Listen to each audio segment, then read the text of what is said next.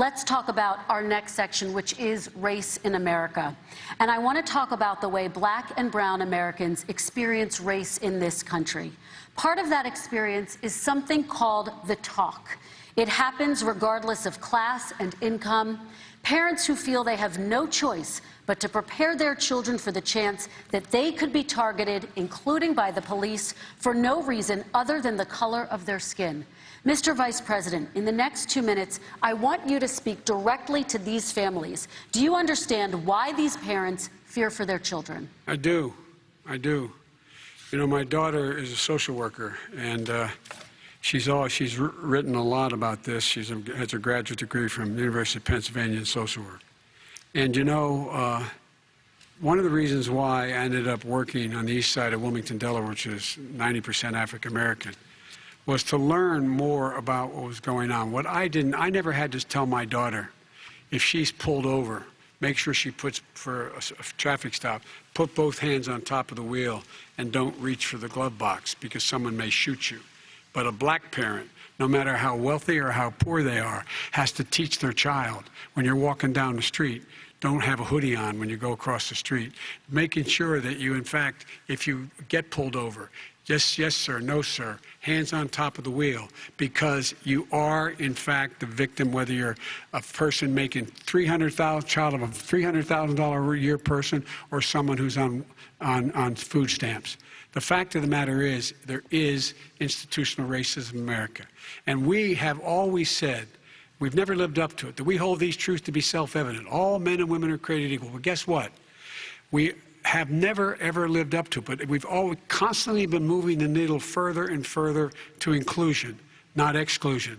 This is the first president to come along and says, that's the end of that. We're not going to do that anymore. We have to provide for economic opportunity, better education, better health care, better access to schooling, better access to opportunity to borrow money to start businesses. All the things we can do, and I've laid out a clear plan as to how to do those things, just to give people a shot. It's about accumulating the ability to have wealth as well as it is to be free from violence. President Trump, same question to you, and let me remind you of the question. I would like you to speak directly to these families. Do you understand why these parents fear for their children? Yes, I do. And again, he's been in government 47 years. He never did a thing except in 1994 when he did such harm to the black community. And they were called, and he called them super predators. And he said that. He said it, super predators. And they have never lived that down. 1994, your crime bill, the super predators. Nobody has done more for the black community than Donald Trump. And if you look, with the exception of Abraham Lincoln, possible exception, but the exception of Abraham Lincoln, nobody has done what I've done. Criminal justice reform. Obama and Joe didn't do it. I don't even think they tried because they had no chance at doing it.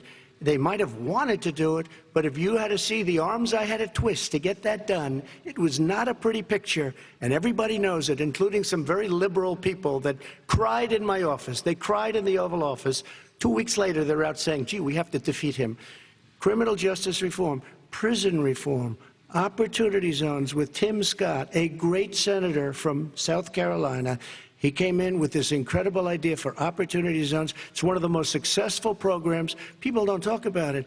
Tremendous investment is being made. Biggest beneficiary, the black and Hispanic communities, and then historically black colleges and universities. After 3 years of coming to the office, I love some of those guys. They were great. They came into the office and they said, I said, what are you doing? After 3 years, I said, why do you keep coming back? Because we have no funding. I said, you don't have to come back every year. We have to come back. Because President Obama would never give them long-term funding, and I did. 10-year long-term funding, and I gave them more money than they asked for because they said, I think you need more. And I said, the only bad part about this is I may never see you again because I got very friendly with them, and they like me and I like them. But I saved historically black colleges and universities. Okay, and we're going to talk about both of your records, but your response to that, Vice President? My response to that is I never, ever said what he accused me of saying. The fact of the matter is, in 2000, though, after the crime bill had been in the law for a while. This is a guy who said, the problem with the crime bill, there's not enough people in jail. There's not enough people in jail. And go on my website, get the quote, the date when he said it. Not enough people. He talked about marauding gangs, young gangs, and the people who are going to maraud our cities. This is a guy who in the Central Park five innocent black kids, he continued to push for making sure that they got the death penalty. None of them were guilty of the crimes they were suggested. Look, and talk about granted, he did in fact let 20 people, he commuted 20 people's sentences. We commuted over 1,000 people's sentences. Over 1,000. The very law he's talking about is a law that, in fact, initiated by Barack Obama. And secondly, we're in a situation here where the federal prison system was reduced by 38,000 people under our administration. And one of these things we should be doing, there should be no minimum mandatories in the law. That's why I'm offering $20 billion to states to change their state laws to eliminate minimum mandatories and set up drug courts. No one should be going to jail because they have a drug problem. They should be going to rehabilitation, not to jail. We should fundamentally change the system, and that's what I'm going to do. But why didn't he do it 4 years ago? Why didn't you do that 4 years ago, even less than that? Why didn't you do it? You were vice president. You keep talking about all these things you're going to do, and you're going to do this. But you were there just a short time ago, and you guys did nothing. We did. You know, Joe, I ran because of you. I ran because of Barack Obama, because you did a poor job. If I thought you did a good job, I would have never run. I would have never run. I ran because of you. I'm looking at you now. You're a politician. I ran because of you. All right, Vice President Biden, your response to that, and then I do have some questions for both of you. Well, I tell you what, I hope he does look at me, because what's happening here is, you know who I am, you know who he is, you know his character, you know my character, you know our reputations for honor and telling the truth. I am anxious to have this race. I am anxious to see this take place. The character of the country is on the ballot.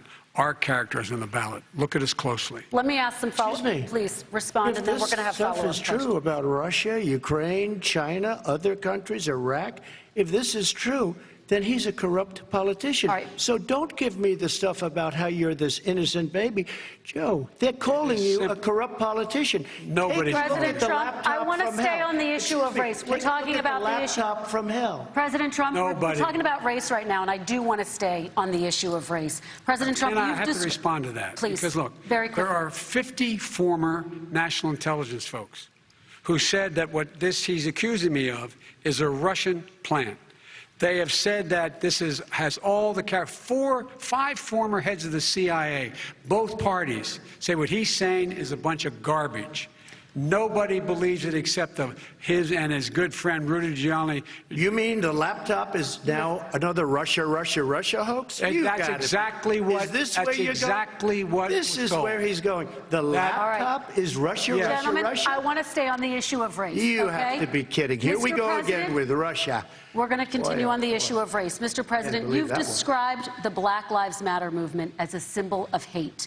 You've shared a video of a man chanting white power to millions of your supporters. You've said that black professional athletes exercising their First Amendment rights should be fired. What do you say to Americans who say that kind of language from a president is contributing to a climate of hate and racial strife? Well, you have to understand, the first time I ever heard of Black Lives Matter, they were chanting pigs in a blanket, talking about police. Pigs, talking about our police. Pigs in a blanket, fry them like bacon. I said, that's a horrible thing. And they were marching down the street.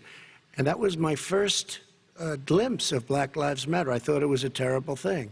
As far as my relationships with all people, I think I have great relationships with all people. I am the least racist person in this room. Well, what do you say to Americans who are concerned by that rhetoric? I don't know. I don't know what to say. I got criminal justice reform done and prison reform and opportunity zones. I took care of black colleges and universities. I don't know what to say. They can say anything. I mean, they can say anything. It makes me sad because I am the least racist person. I can't even see the audience because it's so dark. But I don't care who's in the audience. I'm the least racist person in this room. Okay, Vice President Biden, let me Abraham- ask you very quickly, and then I have a follow-up question for you. Abraham Lincoln here is one of the most racist presidents we've had in modern history. He pours fuel on every single racist fire. Every single one. Started off his campaign coming down the escalator saying he's going to get rid of those Mexican rapists. He's banned Muslims because they're Muslims. He has moved around and made everything worse across the board. He says about the poor boys, last time we were on stage here, he said, I told them to stand down and stand ready. Come on. This guy has a dog whistle about as big as a foghorn. President Trump, I'm going to give you 10 seconds to respond, and then I have a follow-up. He made a reference to Abraham Lincoln. Where did that come in? I mean, You said where you're did that- Abraham Lincoln. No, where did that? No. You said- I said not since Abraham Lincoln has anybody done what I've done for the black community. And I'm saying- I didn't say I'm Abraham Lincoln. I said not since Abraham Lincoln has anybody done what I've done for the black community. Now, you have done nothing other than the crime bill, which put Oh, God. tens of thousands of black men, mostly, in jail. All right, let me- And you know let me what? a- let me they ask remember Vice it President because if you Biden look a at what's question. happening with the voting right now, Let me ask they Vice remember President that Biden you treated them about- very, very badly. The- Just the- take a look at what's happening out there. Vice President Biden, let me give you a chance to respond within this context. Crime Okay. bills that you supported in the 80s and 90s contributed to the incarceration of tens of thousands of young black men who had small amounts of drugs in their possession. They are sons, they are brothers, they're fathers, they're uncles, whose families are still to this day, some of them suffering the consequences. So speak to those families. Why should they vote for you? One of the things is that in the 80s, we passed 100%, all 100 senators voted for it, a bill on drugs and how to deal with drugs. It was a mistake. I've been trying to change the since then, particularly the portion on cocaine.